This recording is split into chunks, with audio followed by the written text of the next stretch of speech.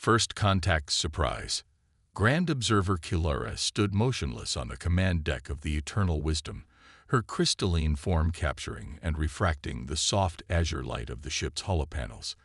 In 50,000 years of guiding younger species into the galactic community, she had never encountered readings like these. Analysis complete. Grand Observer announced first sensor Terex, his own crystalline form pulsing with uncertainty. The energy signatures are unprecedented. These vessels appear to be primarily composed of ultra-dense alloys we've only theorized about. Their power output exceeds anything in our historical records. Kilara's form shifted hues slightly, the Kelrathi equivalent of a frown. The sensors had detected a fleet of massive ships in this previously unexplored sector. By all logic, no emerging civilization should have vessels of this scale or sophistication. Yet here they were. "Show me," she commanded. The holoscreen materialized, displaying 5 colossal vessels arranged in a precise defensive formation. Unlike the elegant crystalline architecture of Kelrathi ships, these were angular behemoths of dark metal and pulsing energy fields. Each one stretched nearly 2 kilometers in length, bristling with what were unmistakably weapon emplacements. "Fascinating," Kilara whispered. "They show none of the typical developmental patterns. No signs of our guidance protocols. How did they advance so quickly without our notice?" Grand Observer called out Communications Officer Varix. "We're receiving a transmission from the largest vessel. They're using standard galactic frequencies." Display. The holoscreen shifted to show a human female in a crisp dark uniform, adorned with silver insignia. Her bearing was confident, professional. Not at all what Kilara expected from a species making first contact. "This is Admiral Sarah Chen of the United Earth Defense Force. You've entered controlled space. Please identify yourselves and state your intentions." Kilara straightened, her crystalline form gleaming as she assumed the formal posture used for guiding new species. "Greetings, Admiral Chen. I am Grand Observer Kilara of the Kelrathi Collective. We are the eldest spacefaring civilization in this galaxy, guides and mentors to emerging species. We come in peace to offer our wisdom and direction to your people." The human's expression remained neutral, but Kilara detected a slight shift in her posture. "Thank you for your peaceful intentions, Grand Observer. However, humanity has been spacefaring for over 3 centuries. We're well established in this sector." 3 centuries? Impossible. Kilara's form flickered with disbelief. No species had ever achieved this level of advancement so quickly. Before she could respond, new alerts flashed across the sensor panels. "Grand Observer." Terex's voice carried unmistakable alarm. Multiple ships dropping out of faster-than-light travel. Energy signatures matched known Ravager vessels. Kilara's form pulsed with concern. The Ravagers were vicious pirates who preyed on developing civilizations. Their ships were formidable enough to challenge even Kelrathi vessels. Surely these humans would need protection. Admiral Chen's voice cut through Kilara's thoughts. "Grand Observer, please move your vessels behind our defensive line. We'll handle this." "Admiral, the Ravagers are extremely dangerous. Perhaps if we combine our forces." "With respect, Grand Observer, we have experience with their kind. Please withdraw to a safe distance." Before Kilara could object further, 30 Ravager ships emerged from FTL, their Baroque vessels instantly assuming attack formations. The pirates were known for overwhelming their targets with superior numbers. What happened next would forever change Kilara's understanding of the galaxy. The human ships moved with impossible precision, their formation shifting like a single organism. Energy fields rippled across their hulls as weapon systems powered up. The Ravagers opened fire first, their energy weapons lighting up space with lethal beauty.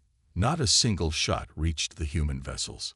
Point defense grid functioning at optimal levels, reported a calm voice over the open channel. Enemy weapon signatures analyzed and cataloged. Countermeasures deployed. The human response was devastating in its efficiency. Their weapons were unlike anything Kilara had seen, not the elegant energy beams of the Kelrathi, or even the brutal plasma cannons of the Ravagers. These were hybrid systems that combined multiple technologies in ways that shouldn't have been possible for such a young species. The first salvo from the human ships split 3 Ravager vessels in half. The second disabled the engines of 4 more. By the third exchange, the pirates were already turning to flee. "Target their FTL drives," Admiral Chen ordered. "Don't let them escape to threaten others." The precision strikes that followed were almost surgical. Within minutes, the entire Ravager fleet was either destroyed or disabled, their crews frantically transmitting surrender signals. Kilara's form had shifted to pure white, the Kelrathi expression of absolute astonishment. "Admiral, that was unprecedented. How did your species develop such effective combat systems in mere centuries?" Admiral Chen's smile was slight but genuine. "Necessity, Grand Observer. Earth's first contacts weren't peaceful. We learned quickly that the galaxy wasn't always friendly. When you have to adapt or die, you tend to innovate rapidly." "Perhaps," Kilara said slowly, her worldview transforming with each word, "it is we who have something to learn from you. We'd be happy to exchange knowledge, Grand Observer, though I suggest starting with diplomatic protocols rather than military technology. Shall we discuss this somewhere more comfortable than a battlefield?" As Kilara agreed and preparations were made for formal diplomatic contact, she couldn't help but marvel at how this day had unfolded. The Kelrathi had come to guide, only to find themselves humbled by humanity's steel leviathans. The galaxy, it seemed, still had much to teach even its eldest children. The weight of experience. The crystalline spires of the Kelrathi diplomatic vessel, Eternal Serenity, caught starlight like frozen lightning as it approached Earth's orbital defense station. Inside, senior diplomat Nexera struggled to maintain her composure as she reviewed the preliminary analysis of human technology. "Impossible," she whispered, her crystalline form shifting through shades of deep blue, the Kelrathi expression of deep contemplation. "Their development curve defies all known patterns." First Analyst Vexus projected a holographic timeline showing technological advancement across known species. "The data is clear, senior diplomat. In 3 centuries, humans have achieved what took other races millennia. Their innovation rate is exponential, not linear." Before Nexera could respond, a notification chimed. The humans were ready to begin the diplomatic summit. As she made her way to the station's docking bay, Nexera couldn't shake her unease. In 50,000 years of guiding younger species, the Kelrathi had never encountered anything like humanity. The orbital station itself was another surprise. Instead of the crude construction they'd expected from a young civilization, they found a marvel of engineering. The massive structure combined functionality with an understated elegance that even Kelrathi architects might envy. Ambassador Sarah Martinez waited at the airlock, her diplomatic team beside her. "Welcome to Unity Station, Senior Diplomat Nexera. We're honored to host this historic meeting." Nexera noticed how the human security detail carried themselves. Alert but not aggressive, their weapons visible but not prominent. Everything about them spoke of carefully balanced power. The conference room overlooked Earth, the blue-white planet commanding attention through vast windows. As presentations began, Nexera's unease grew. The humans weren't just showing their achievements. They were proposing joint research projects, technological exchanges, and defensive alliances. "You must understand our concern," Nexera said during a break in discussions. "Your species has developed weapons capable of matching our most advanced ships in mere centuries. The collective's conservative faction fears what you might become in another 100 years." Ambassador Martinez's response was diplomatic but firm. "We understand the concern, but humanity's rapid development came at a cost. Our first contacts were with species who saw us as prey or resources to be exploited. We had to adapt or perish." Before Nexera could respond, alarms blared throughout the station. A junior officer rushed in, face tense. "Ambassador, we're detecting multiple unauthorized jumps in the outer system. Ships matching Kelrathi signatures." Nexera's form, pulsed with shock as she accessed her secure channel. The images confirmed her worst fears. Eternal light preserve us. It's the preservation fleet. The conservatives have taken direct action. 20 Kelrathi warships had emerged from jump points, their crystalline hulls glowing with combat energy. Their commander's transmission was brief and absolute. This species develops too quickly. They must be contained for the greater stability of the galaxy. Ambassador Martinez was already in motion, coordinating with Earth's Defense Command. Senior diplomat, I suggest you and your team remain here. You're about to see why rushing to contain humanity is a serious mistake. The response from Earth's Defense Force was immediate. 5 human battleships emerged from concealed positions around the planet, their dark hulls absorbing sensor scans like black holes. Nexera recognized the lead ship, the UES Defiant, Admiral Chen's flagship. This is Admiral Chen to Kelrathi vessels. You are engaging in an unauthorized hostile action against Earth. Stand down immediately. The Preservation Fleet's response was to open fire, their energy weapons creating a dazzling display of power. But something was wrong. Their shots, which should have overwhelmed any normal defenses, seemed to dissolve against the human ship's shields. Adaptive shield harmonics holding, reported a calm voice over the command channel. Enemy weapon signatures analyzed and neutralized. What followed was a demonstration of why humanity's battleships had earned their reputation. The Defiant's first salvo wasn't designed to destroy but to disable, precisely targeting the Kelrathi ship's primary systems. 3 vessels lost power before they could adjust their defenses. The remaining Kelrathi ships attempted to coordinate their fire, but the human vessels moved with impossible agility for their size, their formations fluid and unpredictable. More importantly, each attack revealed new defensive capabilities that shouldn't have existed in such a young species. How? Nexera whispered, watching as another Kelrathi ship's weapons went dark. How did you develop countermeasures to weapons you've never encountered? Ambassador Martinez's answer was enlightening. We didn't. Our defensive systems are adaptive, learning and adjusting in real time. We learned early that we couldn't predict every threat, so we developed technology that could adapt to any challenge. Within 20 minutes, the entire preservation fleet had been disabled without a single ship destroyed. The message was clear.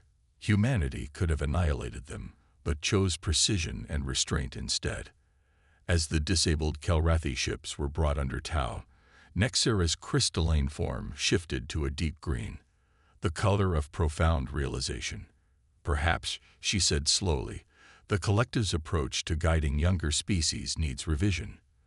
We assumed age brought wisdom, but we never considered that necessity might be a more effective teacher. Ambassador Martinez nodded. Every species finds its own path to the stars, senior diplomat. Some climb slowly and steadily. Others, like humanity, have to learn to run before we can walk. The question isn't how fast we developed, but what we choose to do with that development. As cleanup operations began, Nexera began drafting her report to the Collective Council. The galaxy was changing, and the Kelrathi would need to change with it. The age of simply guiding younger species was over. It was time to learn from them as well. Trial by combat. Deep in interstellar space, the UES Defiant and the Kelrathi vessel Crystal Dawn maintained a joint patrol pattern. The unlikely partnership was a direct result of the failed Preservation Fleet attack, with both species leadership recognizing the need for practical cooperation rather than theoretical guidance.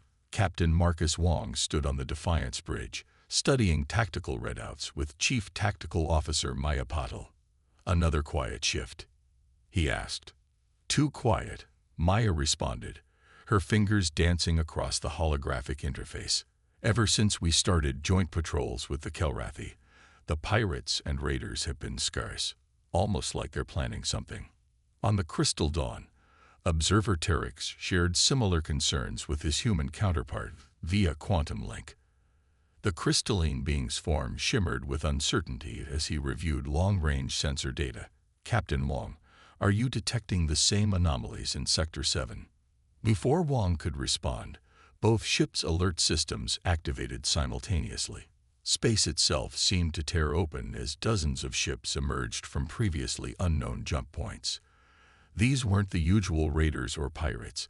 These were something else entirely. Multiple contacts. Maya called out. Configuration unknown. No match in any database. Energy readings are off the charts. The unknown vessels were biomechanical nightmares, their hulls seeming to pulse with organic energy. They moved with a horrifying synchronization, immediately forming attack patterns that spoke of highly advanced tactical knowledge. This is Captain Wang to all forces. Battle stations. Crystal Dawn. Are you seeing this?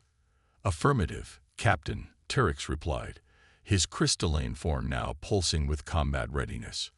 These vessels match no known species in 50,000 years of Kelrathi records. Their technology appears to be a fusion of organic and mechanical components we've never encountered. The unknown fleet didn't bother with communications or demands. Their first attack came as a coordinated wave of energy pulses that seemed to distort space itself.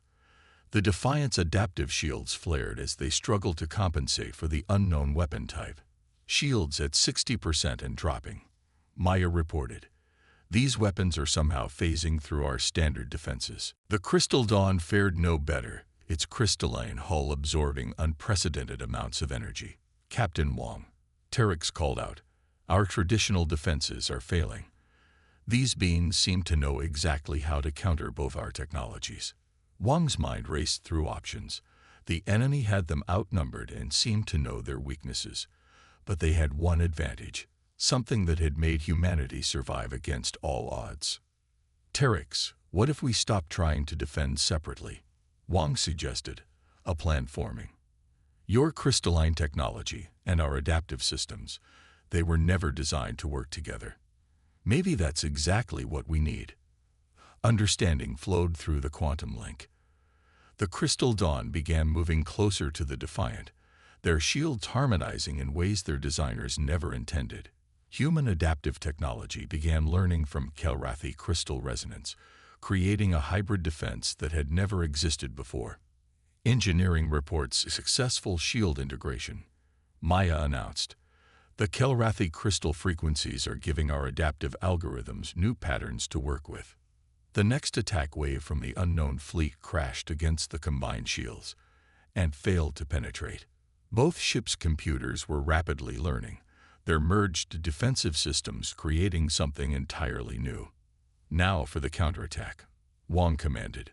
Maya, synchronize our weapon systems with the Crystal Dawn. Let's show these unknowns what happens when the oldest and youngest spacefaring races work together. What followed was a battle that would be studied for generations. The Defiant's advanced targeting systems merged with the Crystal Dawn's energy projection technology, creating weapons that could pierce the unknown ship's seemingly impenetrable defenses.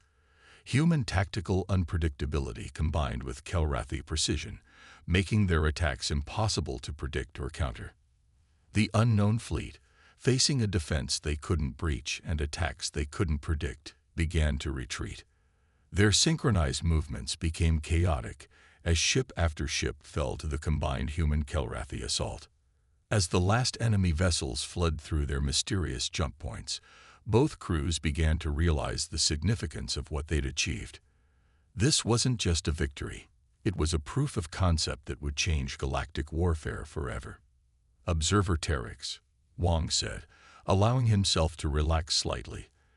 I believe we just wrote a new chapter in both our species' military doctrines. Indeed, Captain, Terex replied, his crystalline form glowing with what humans had learned to recognize as pride. My people's age and your species' innovation. Together, they create something greater than either alone. The after-action reports would spark a revolution in both human and Kelrathi military thinking. The conservative factions who had once feared human advancement now saw it as essential to their own survival. The younger species wasn't just matching ancient technologies. They were helping to evolve them. As repair crews worked to restore both ships to full capacity, Wang couldn't help but smile at the irony. The Kelrathi had come to guide humanity, only to find that true progress came not from guidance, but from cooperation. The galaxy's oldest civilization and its fastest developing species had finally found their balance, forged in the heat of combat against a common foe. The question now wasn't whether humanity was developing too quickly, but whether the rest of the galaxy could keep up with the pace of innovation that would come from this new partnership. Breaking point. In the gleaming crystal halls of the Kelrathi High Council chamber, Grand Arbiter Xylax's form pulsed with barely contained fury.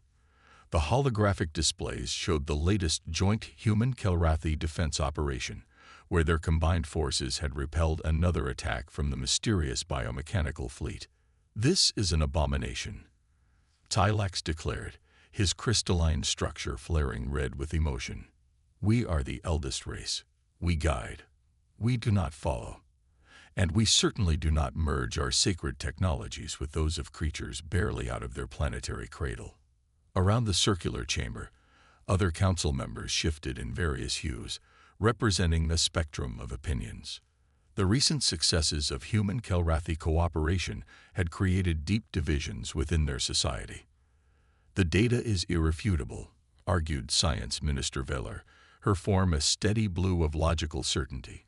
"The hybrid technologies we've developed with the humans have advanced our capabilities beyond anything we've achieved in millennia. Their adaptive systems complement our crystalline technology perfectly." "At what cost?" Xylax demanded. "We've spent 50,000 years perfecting our approach to guiding younger species. Now we abandon all that wisdom because one aggressive young race shows promise.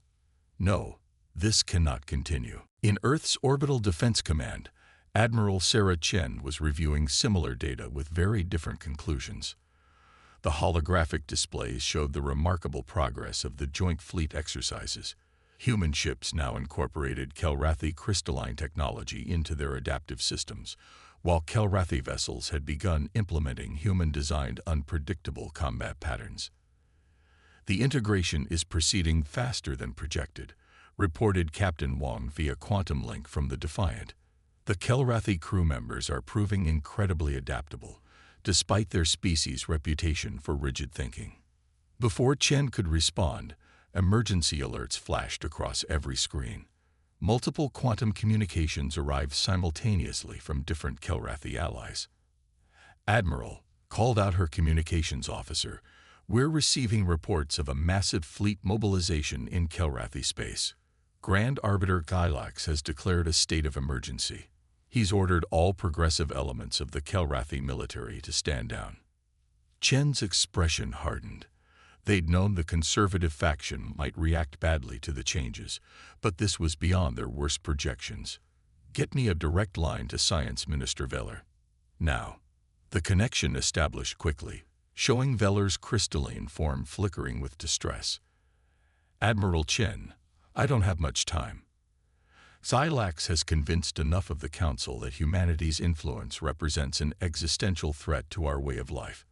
They're mobilizing the Grand Fleet." "How that?"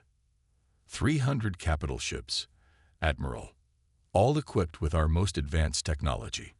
They mean to contain humanity's development, by force if necessary." Chen's mind raced through calculations. Earth's fleet was formidable, but 300 Kelrathi capital ships would be devastating. Even with their recent technological advances, the human forces would take heavy losses in a direct confrontation. "Minister Veller, can you get to safety? We'll need your faction's help to prevent this from becoming a full-scale war." "Already done, Admiral. A third of our fleet remains loyal to the progressive faction. We're establishing a defensive position around the Crystal Dawn research facility, but Xylax's forces will reach Earth first." Chen turned to her tactical display, already formulating plans. "All stations, this is Admiral Chen. Strategic Command Protocol Delta is now in effect. This is not a drill." Across Earth's sphere of influence, hidden defense platforms began powering up. Stealth fields dropped from concealed shipyards, revealing dozens of newly commissioned vessels incorporating the latest human Kelrathi hybrid technology. Every settlement and colony activated their emergency protocols, shields humming to life as civilian populations moved to hardened shelters. In deep space, Captain Wong received the alert aboard the Defiant. His ship had been testing new hybrid systems with their Kelrathi allies when the news arrived. "This is madness," Observer Terex declared, his form dark with concern. Gylax cannot truly believe he can force humanity back into a subordinate role. "Fear makes people do irrational things," Wong replied, watching as his crew efficiently prepared for battle. "And sometimes the oldest and wisest can be the most afraid of change." The Kelrathi Grand Fleet emerged from jump points in a display of overwhelming force. 300 ships, their crystalline hulls gleaming with power, arranged themselves in traditional attack formations. Grand Arbiter Xylax's image appeared on every communication channel in the system. "People of Earth," his translated voice carried the weight of millennia. "Your rapid development has become a danger to galactic stability. Submit to Kelrathi guidance, and we will ensure your proper development. Resist, and we will be forced to contain your civilization by any means necessary." Admiral Chen's response was calm but resolute. "Grand Arbiter, we appreciate the Kelrathi Collective's historical role as guides to younger species. However, humanity has its own path. We will not submit to containment. Any hostile action against Earth or her colonies will be met with full defensive force." "So be it," Tylax declared. "You leave us no choice but to demonstrate why we have been the dominant force in this galaxy for 50,000 years." As the Kelrathi fleet began its advance, Admiral Chen allowed herself a small smile. Tylax was about to learn why rushing to contain humanity had always been a mistake. The real question wasn't whether Earth could survive this attack, but whether the Kelrathi Collective could survive its own conservative faction's last grasp at absolute control. "All ships," she ordered, "execute Defense Plan Omega. Show them exactly what humanity and our progressive Kelrathi allies have been working on." The space around Earth lit up as humanity's latest innovations prepared to meet the galaxy's oldest civilization in battle. New understanding. The void around Earth erupted in a display of technological prowess that would reshape galactic history. As the Kelrathi Grand Fleet advanced, humanity's defense plan unfolded with characteristic innovation and unpredictability. "First wave, engage," Admiral Chen commanded. Instead of meeting the Kelrathi fleet head-on, Earth's defensive platforms activated previously unseen stealth fields, their positions shifting randomly as they launched swarms of autonomous defense drones. Grand Arbiter Xylax watched in growing concern as his fleet's perfect formation began to fragment.